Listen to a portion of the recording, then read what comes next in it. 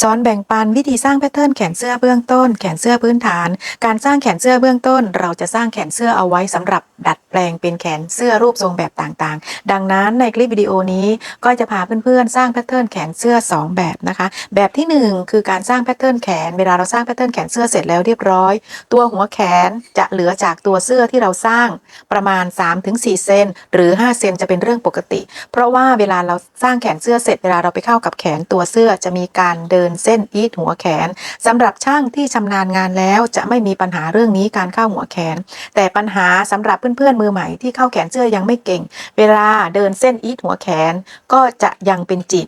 รูดอยู่ดีเอาง่ายๆคือสรุปคือเข้าไม่สวยดังนั้นจะมีการแก้ไขดัดแปลงการสร้างแพทเทิร์นคือแบบที่2การสร้างแพทเทิร์นแขนเสื้อแบบที่2จะมีการแก้ไขเวลาสร้างเสร็จแขนเสื้อจะไม่เหลือจากตัวเสื้อเยอะดังนั้นเพื่อนๆมือใหม่ให้เลือกใช้การสร้างแพทเทิร์นแขนไปใส่กับตัวเสื้อของเราที่เราจะทำการตัดเย็บนะคะให้เลือกใช้ตามความเหมาะสมของงานที่เราตัดเย็บนะคะเราไปเรียนรู้การสร้างแพทเทิร์นแขนไปพร้อมๆกันเลยค่ะมาค่ะการสร้างแพทเทิร์นแขนเสื้อนะคะเราจะสร้างแขนเสื้อเบื้องต้นขึ้นมาก่อนแขนเสื้อพื้นฐานนะคะการสร้างแพทเทิร์นที่บอกค่อนข้างละเอียดและชัดเจนเพื่อนๆไปดูได้สามารถไปดูได้ที่ EP 57นะคะแขนเสื้อเบื้องต้นนะคะ EP 57เดี๋ยวก็จะพาสร้างตรงนี้ขึ้นมาไปพร้อมกันทีเดียวเลยนะคะนำกระดาษนะคะของเรามาสันทบแบบนี้นะคะเพื่อนๆค่ะสันทบแบบนี้นะนี่ค่ะสันทบแบบนี้เลยสันทบกระดาษของเราแบบนี้นะคะ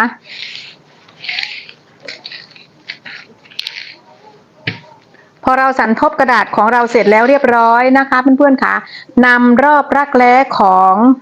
แพทเทิร์นตัวเสื้อที่เราสร้างเสร็จสับแล้วเรียบร้อยนะคะของเพื่อนๆเท่าไหร่ก็นำส่วนนั้นของเรามาสร้างแขนเสื้อในส่วนของก้อยจะทำอยู่ที่46เซนก็คือแขนเสื้อลูกค้ารอบวงแขน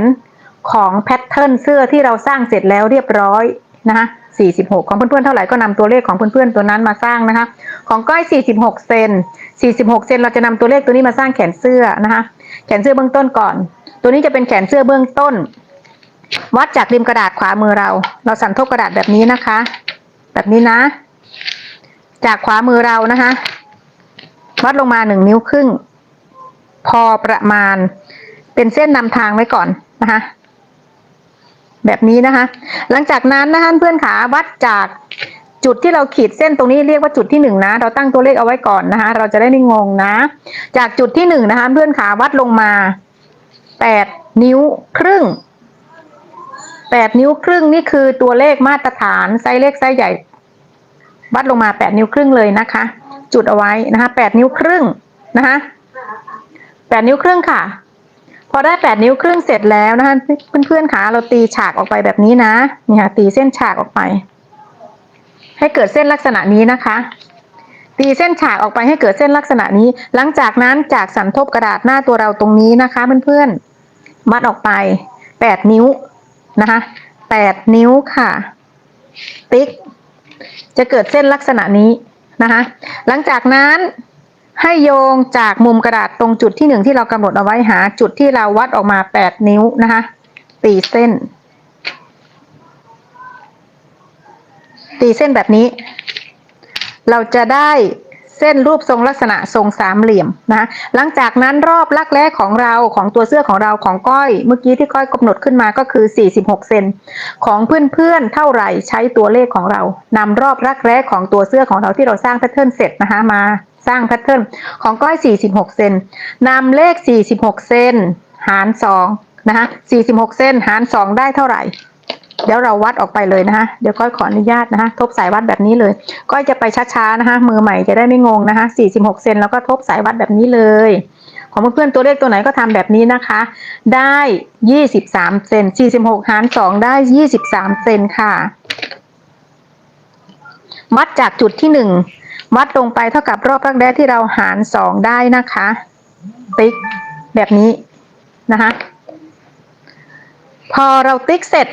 นะคะเพื่อนขาตีมุมฉากแบบนี้นะตีเส้นฉากแบบนี้ค่ะตีเส้นฉากแบบนี้จากจุดที่1นะคะเพื่อนขาจากมุมนี้มาหาจุดที่เราตีเส้นฉากตรงจุดนี้คือรอบรักแร้ของเราหาร2นะคะ ทีนี้เราจะมาหาร3นะคะจากจุดนี้มาจุดนี้เราจะหาร3วัดเลยว่าได้เท่าไหร่แล้วหาร3นะคะ23หาร3ได้เท่าไหร่ก็คือตัวเลขตัวที่เราจะมานี่ค่ะหาร3ได้ประมาณนี้นะคะนี่ค่ะหาร3นะคะของเพื่อนๆตัวเลขเท่าไหร่ก็คือได้เท่านั้นนะแล้วตีเส้นฉากอย่าให้เบี้ยวนะคะตีเส้นฉากแบบนี้นะจุดนี้และจุดนี้หาร3นะคะเราจะได้ช่องลักษณะนี้นี่ค่ะทีนี้เราจะกำหนดในส่วนของหัวแขนคือจุดที่1ถูกต้องไหมคะจุดที่2นะคะเรากำหนดขึ้นมาเลยจุดที่3จุดที่4คือเส้นใต้ท้องแขนคือจุดที่4ต่อมานะคะเพื่อนขาเราจะมาทำการโค้งหัวแขนจุดที่2นะคะเพื่อนขาจุดที่2วัดขึ้นมาขวามือของเราวัดขึ้นมาเลยขวามือที่เราจับดินสอนะคะวัดขึ้นมา2 เซนครึ่งติ๊กเข้มๆนะคะจากจุดนี้วัดขึ้นมา2 เซนครึ่งจุดที่3วัดขึ้นมาครึ่งเซน 0.5 cm ครึ่งเซนนะคะเพื่อนขาวัดขึ้นมาครึ่งเซนจุดที่4คือเส้นใต้ท้องแขนวัดขึ้นมา3 เซนค่ะ3 เซนติ๊กเข้มๆนะคะเราได้จุดที่เรากำหนดที่เราต้องการแล้วนะคะเราได้จุดนี้แล้วหลังจากนั้นเราจะมาทำการโค้งหัวแขนนะโค้งหัวแขนเราจะใช้ไม้บรรทัดหัวนกแก้วหรือไม้บรรทัดยูเคิร์ฟก็ได้สิ่งที่เรามีนะคะเพื่อนขาสิ่งที่เรามีไม้บรรทัดหัวนกแก้วหรือยูเคิร์ฟก็ได้แล้วแต่เราหลังจากนั้นการโค้งหัวแขนให้สวยให้วงสวยสำหรับมือใหม่ที่มีปัญหาการโค้งหัวแขนเวลาเราสร้างแขนเสื้อนะคะให้วัดจากสันทบกระดาษตรงนี้นะคะเพื่อนขาวัดจากสันทบกระดาษตรงนี้มา1 เซนครึ่งนะคะนี่ค่ะวัดออกไป1 เซนครึ่งนี่เป็นเทคนิคของคนที่โค้งหัวแขนไม่สวยนะคะทำวิธีนี้นะคะวัดออกมา1 เซนครึ่งติ๊กค่ะติ๊กไปแบบนี้หลังจากนั้นนะคะเราจะใช้ยูเคิร์ฟหรือไม้บรรทัดหัวนกแก้วของเราก็ได้นะคะวางตรงจุดนี้นะคะเพื่อนขาเห็นไหมวางแบบนี้จับลักษณะนี้ให้วางจุดที่เราวัดมา1 เซนครึ่งค่ะเห็นไหมตรงจุดนี้1 เซนครึ่งที่เราวัดมาให้วางนะคะให้วางประมาณนี้นี่ค่ะให้วางแล้วผ่านจุดที่2จากจุดนี้ให้มาถึงจุดที่2ที่เราวัดขึ้นมานะคะมาบรรจบที่จุดที่3นะคะเราจะได้หัวแขนที่กลมสวยนะคะนี่ค่ะจุดที่เราวัดมา1 เซนครึ่งนี่เป็นเทคนิคการโค้งหัวแขนที่ช่างที่ไม่ชำนาญงานนะคะให้ทำวิธีนี้นะสำหรับเพื่อนๆมือใหม่จากจุดนี้หลังจากนั้นเราจะโค้งผ่านจุดที่2มาบรรจบที่จุดที่3แบบนี้นะคะพอได้รูปทรงลักษณะนี้เสร็จแล้วเรียบร้อยนะคะเราไม่ต้องยกไม้บรรทัดหัวนกแก้วเราแค่หมุนนะคะหมุนแบบนี้นะคะหมุนไปนี่ค่ะหมุนเข้าไปแบบนี้หมุนแบบนี้นะคะแล้วมาวางจุดที่3มาหาจุดที่4นะเห็นไหมนี่ค่ะวางแบบนี้เราเลื่อนขึ้นเลื่อนลงเลื่อนหาให้ได้จังหวะนะคะเลื่อนหาให้ได้จังหวะระหว่างจุดที่3และจุดที่4แล้วเราค่อยโค้ง10 ขีดเส้นโค้งนะแบบนี้ค่ะ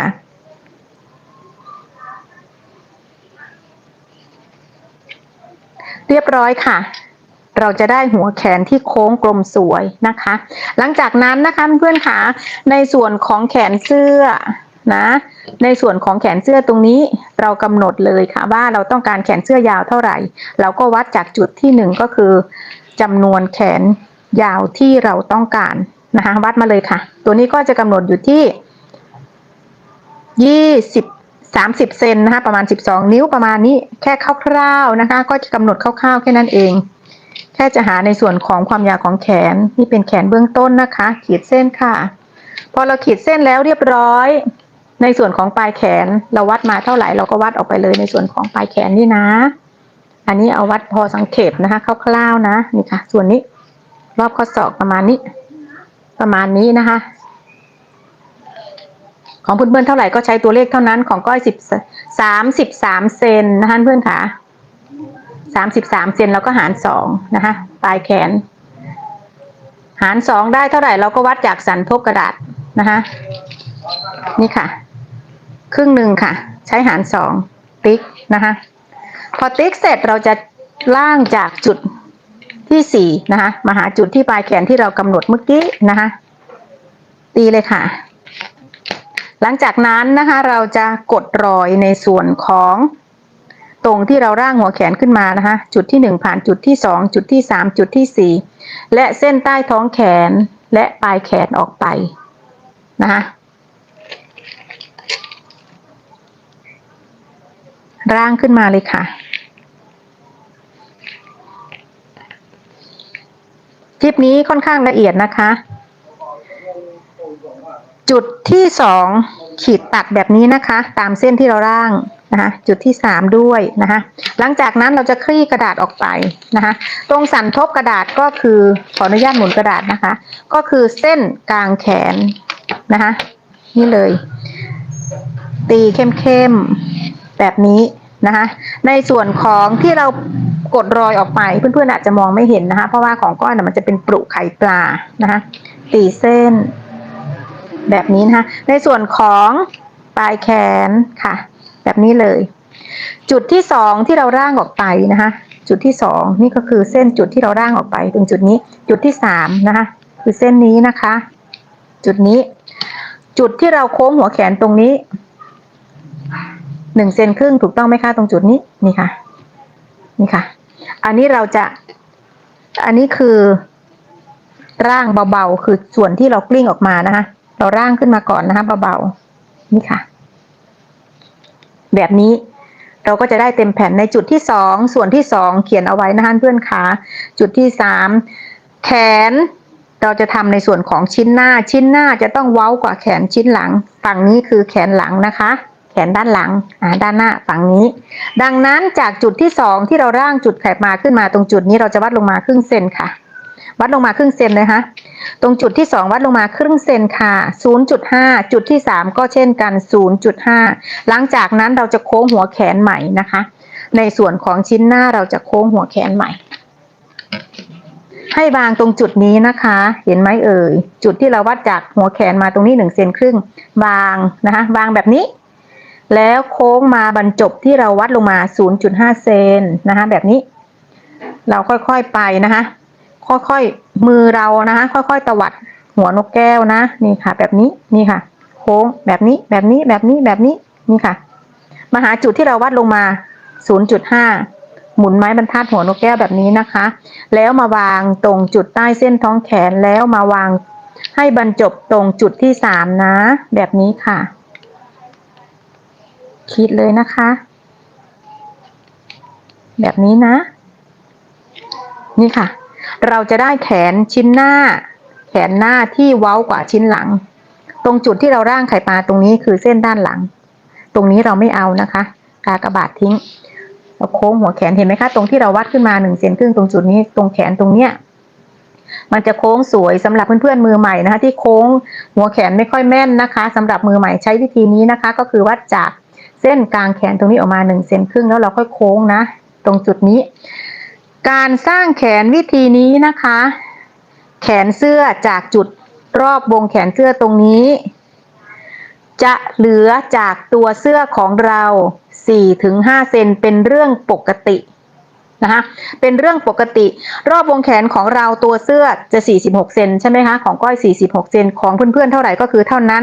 เวลาเราวัดนะคะเดี๋ยวก็จะวัดให้ดูคลิปนี้อาจจะช้าหน่อยนะคะจะเอาให้ละเอียดและชัดเจนจะวัดนะคะจากจุดที่เราโค้งเสร็จแล้วเรียบร้อยนะคะ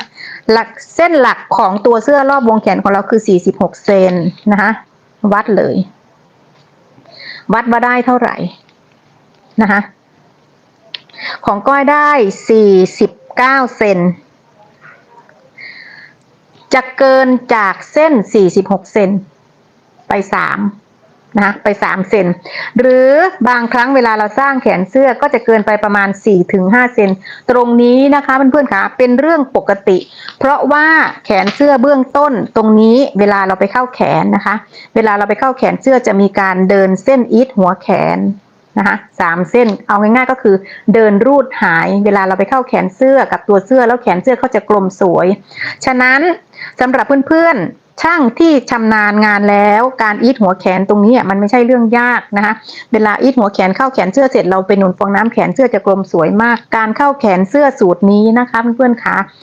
การสร้างสูตรนี้แล้วไปเวลาเราไปเข้าแขนเสื้อเวลามีปัญหาเพื่อนๆไปดูการเข้าแขนที่ EP 218นะคะการเข้าเราจะเดินเส้นอีทหัวแขนเข้าแบบไหนเพื่อนๆไปดูได้ที่ EP 218ก้อยทำวิธีเย็บประกอบหัวแขน และการอีทหัวแขนทำแบบไหนไปดูที่ EP 218ได้เลยนะคะต่อมานะคะเพื่อนๆคะสำหรับเพื่อนๆมือใหม่มีปัญหาอีทหัวแขนยังไงก็ไม่สวยก็เป็นจีบอยู่ดีจะแก้ไขยังไงคะจะถามกันเข้ามาเยอะมากทีนี้การแก้ไขเดี๋ยวก็จะสร้างให้ดูเลยนะคะสำหรับมือใหม่สร้างแขนเสื้อเราจะสร้างแบบไหนที่แขนมันจะไม่เหลือเยอะไม่เหลือ5หรือ6เซนหรือ4เซน5เซนอะไรประมาณนี้ขอเหลือน้อยๆวิธีสร้างนะคะเดี๋ยวก็จะทำให้ดูเลยไปต่อเลยนะคะถ้าใครเป็นแล้วก็ผ่านไปก่อนเนาะมีมือใหม่จะงงเอาแบบนี้อันนี้แบบที่1การสร้างแขนนะคะมาดูการสร้างแขนแบบที่2ที่หัวแขนเหลือไม่เยอะนะคะนำกระดาษมานะคะเพื่อนคะทบหัวแขนเลยค่ะทบหัวแขนทบกลางแขนกระดาษแบบนี้นะคะทำเหมือนเดิมนะทำเหมือนเดิมกรีดกระดาษเลยค่ะสันทบกระดาษอยู่หน้าตัวเรานะคะอยู่หน้าตัวเราขวามือเราที่เราจับดินสอนะคะวัดลงมา1 นิ้วครึ่งพอประมาณขีดเส้นเอาไว้นะคะขีดเส้นนำเอาไว้นะคะวัดลงมา8 นิ้วครึ่งมาตรฐานติ๊กค่ะวัดลงมา8 นิ้วครึ่งนะคะแล้วตีเส้นให้เกิดเส้นกรอบลักษณะนี้หลังจากนั้นนะคะให้วัดจากสันทบกระดาษหน้าตัวเราออกไป8 นิ้วนะคะมาตรฐานเลยนะคะ8 นิ้วค่ะ8 นิ้วติ๊กแล้วโยงจากจุดหัวแขนตรงนี้คือจุดที่1นะคะคือเส้นหัวแขนนะแล้วโยงจากจุดที่1หาตรงที่เราวัดออกไป8 นิ้วทำเหมือนกันกับวิธีสร้างแขนเสื้อแบบที่1นะคะหลังจากนั้นตรงนี้คือจุดเปลี่ยนนะคะเพื่อนๆคะตรงนี้คือจุดเปลี่ยนที่เราจะแก้ไขสร้างแพทเทิร์นแขนไม่ให้แขนเสื้อเหลือเยอะนะคะแขนเสื้ออยู่ที่วงแขน46เซนนำรอบรักแร้ของเราหาร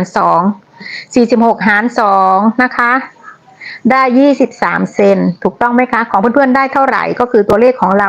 พอเราได้ผลลัพธ์เท่าไหร่ในการที่เราหาร2แล้วให้ลบ1ทันทีลบ1นะคะ46หาร2ได้23เซน23เซนลบ1เหลือ22เซนเราจะใช้เลข22มาสร้างแขนเสื้อนะคะแขนเสื้อเราจะได้ไม่เหลือเยอะสำหรับเพื่อนๆมือใหม่นะคะที่หัดสร้างแพทเทิร์นเข้าแขนเสื้อยังไม่เก่งใช้วิธีนี้นะคะใช้สูตรนี้การสร้างแขนเสื้อค่ะวัดจากจุดที่1ลงไปเท่ากับรอบรักแร้ของเราหาร2ได้ผลลัพธ์เท่าไหร่แล้วลบ1เซนของก้อยได้23เซนลบ1จะวัดมาจากจุดนี้คือ22เซนลบ1เซนนะคะแขนเสื้อเราจะได้เหลือไม่เยอะนี่ค่ะพอเราได้กำหนดจุดนี้เสร็จแล้วเรียบร้อยทำเหมือนเดิมกับวิธีแรกนะคะกับวิธีที่1ตีเส้นฉากจากนั้นจากจุดนี้และจุดนี้หาร3ค่ะทำเหมือนเดิมนะคะหาร3ค่ะนี่เลยพอเราหาร3เสร็จสับแล้วเรียบร้อยเราจะเกิดช่องลักษณะนี้นะคะนี่ค่ะตีเส้นฉากค่ะจุดที่1จุดที่2จุดที่3จุดที่4นะคะจุดที่2เหมือนเดิมวัดขึ้นมา2เซนครึ่งค่ะติ๊กเข้มๆจุดที่3วัดขึ้นมาขวามือเรานะคะขวามือเราที่เราจับดินสอนะคะ 0.5 เซนค่ะครึ่งเซนค่ะ 0.5 ก็คือครึ่งเซนนะคะจุดที่4วัดขึ้นมา3เซนค่ะ3เซนแล้วติ๊กเข้มๆค่ะเราจะเกิดเส้นลักษณะนี้หลังจากนั้นนะคะให้เราวัดจากสันทบกระดาษของเรามา1เซนครึ่งสำหรับมือใหม่ที่โค้งหัวแขนไม่สวยใช้วิธีนี้นะคะติ๊กเข้มๆหลังจากนั้นใช้ไม้บรรทัดหัวนกแก้วของเรานะคะวางจุดที่เราวัดมา1เซนครึ่งผ่านจุดที่2มาบรรจบที่จุดที่3นะคะแบบนี้นะคะตรงนี้นี่ค่ะเห็นไหมจุดที่เราวัดมา1เซนครึ่งค่ะผ่านจุดที่2นะคะเลื่อนนะคะตรงไม้บรรทัดหัวนกแก้วนี่เราเลื่อนขึ้นเลื่อนลงจนเขาได้จังหวะแล้วเราค่อยร่างเส้นดินสอของเรานะคะแบบนี้นะนี่ค่ะพอเราได้จังหวะแล้วเขาร่างออกไปเลยค่ะหาจุดที่3ค่ะพอถึงจุดที่3นะคะหมุนไม้บรรทัดแบบนี้นะคะหมุนไปแบบนี้นะคะนี่ค่ะแล้วใช้ไม้บรรทัดของเราวางจุดที่3มาหาจุดที่4แบบนี้ตรงจุดนี้นะคะนี่ค่ะเขาก็จะเป็นตกช่วงจังหวะของเขาพอดีเพราะว่าเขาทำไม้บรรทัดหัวนกแก้วมาให้เราใช้ เฉพาะทางอยู่แล้วนะตรงนี้นี่ค่ะจากจุดที่3หาจุดที่4แบบนี้ค่ะเสร็จแล้วเรียบร้อยนะคะเสร็จแล้วเรียบร้อยหลังจากนั้นนะคะเราก็ใช้วิธีเดิมก็คือกำหนดหัวแขนเลยกำหนดความยาวของแขนนะคะกำหนดความยาวของแขนเรากำหนดเท่าไหร่ก็คือวัดเท่านั้น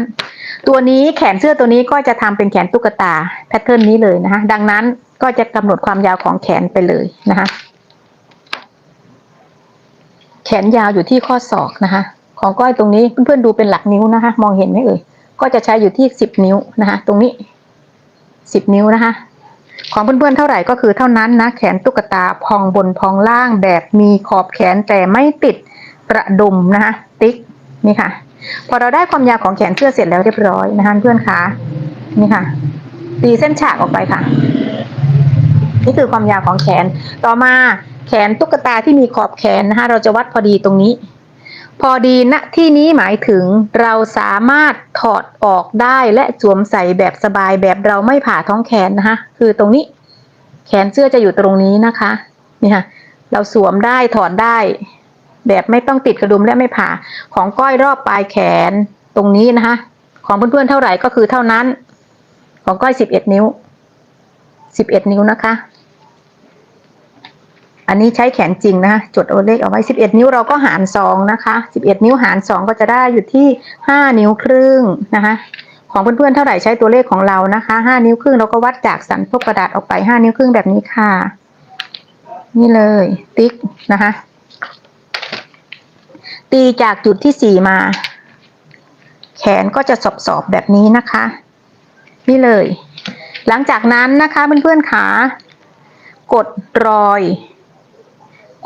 ออกไปตามเส้นที่เราร่างนี่ค่ะ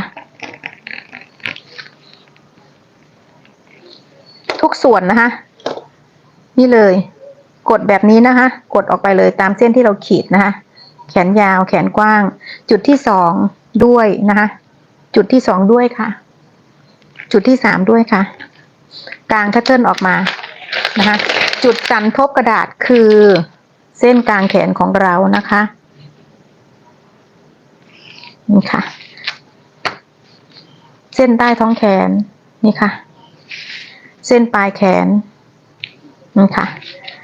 จุดที่2ที่เราร่างออกมานะคะตัวนี้จุดที่3ค่ะคือเส้นนี้นะคะเส้นนี้อันนี้จุดไข่ปลาจุดที่1 เซนครึ่งนะคะคือจุดนี้นะคะไข่ปลาที่เราร่างออกมานี่ค่ะต่อมานะคะจุดที่2เราจะวัดในส่วนของชิ้นหน้าให้เว้ากว่าชิ้นหลังแขนหน้านะคะให้วัดลงมาครึ่งเซน 0.5 ครึ่งเซนค่ะจุดที่3วัดลงมาครึ่งเซนเช่นกันติ๊กหลังจากนั้นใช้ไม้บรรทัดหัวนกแก้วของเรามาโค้งวงแขนใหม่นะคะให้วางตรงจุดนี้นะนี่ค่ะตรงจุดนี้นะคะโค้งหัวแขนใหม่ค่ะเส้นนี้คือเส้นกลางแขนนะคะเวลาเราจะวางให้วางเส้นจากที่เราวัดจากเส้นกลางแขนออกมา1 เซนครึ่งค่ะเราจะได้โค้งหัวแขนได้สวยหน่อยนะสำหรับมือใหม่นะคะที่ไม่แม่นในการโค้งหัวแขนนะแบบนี้นะคะวางไม้บรรทัดหัวนกแก้วแบบนี้ก่อนนะกดลงไปแบบนี้นะแล้วก็ดินสอแล้วก็ร่างตามเส้นที่เราวัดมา 0.5 เซนค่ะพอได้จุดนี้เสร็จปุ๊บไม้บรรทัดหัวนกแก้วมือเราตรงนี้เราก็ขยับมานิดนึงขีดแล้วค่อยโค้งขยับนะคะค่อยๆโค้งขยับมาถึงจุดที่เราวัดลงมา 0.5 เซนแบบนี้นะคะแล้วก็หมุนหัวนกแก้วแบบนี้มาหาจุดใต้เส้นท้องแขนโค้งเขาจะเป็นตกระดับของเขาพอดีนะคะในส่วนของการโค้งไม้บรรทัดหัวนกแก้วเนี่ยมันจะได้จังหวะของเขาพอดีเพราะว่าเขาทำขึ้นมาให้เรา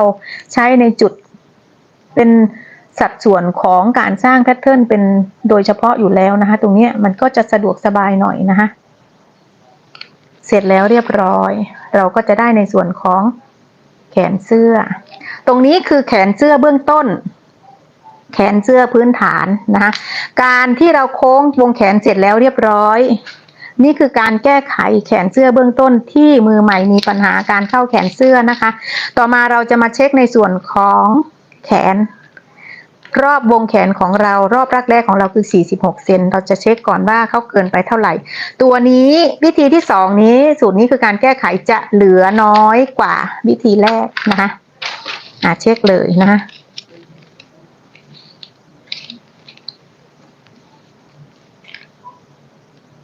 ตัวนี้ได้47เซนครึ่งจะเหลือน้อยนะคะพอเราสร้างแพทเทิร์นเสร็จแล้วเรียบร้อยในส่วนของแขนอย่าลืมเช็คในส่วนของต้นแขนนะคะการสร้างแพทเทิร์นแขนสูตรนี้นะคะต้นแขนจะหลวมและใส่สบาย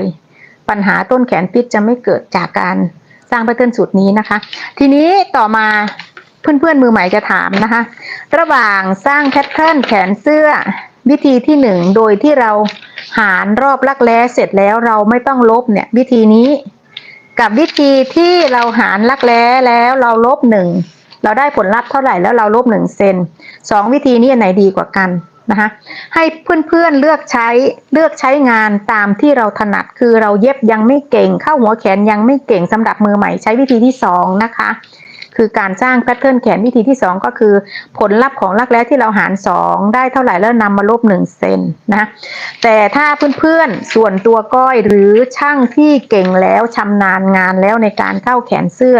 เขาจะใช้วิธีที่1กัน